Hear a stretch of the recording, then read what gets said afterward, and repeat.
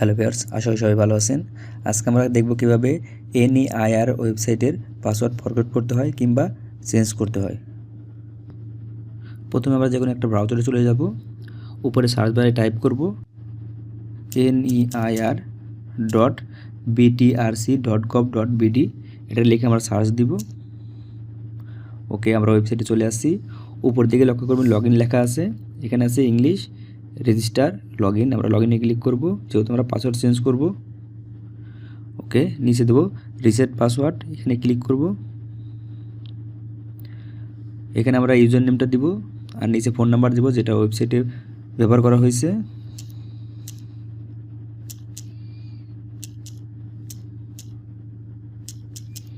ওকে, phone number দেই।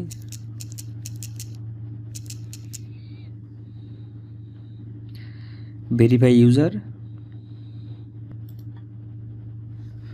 ওকে, আমার এখানে একটা 5 ডিজিটের কোড আসবে। ওকে, কোড চলে আসছে।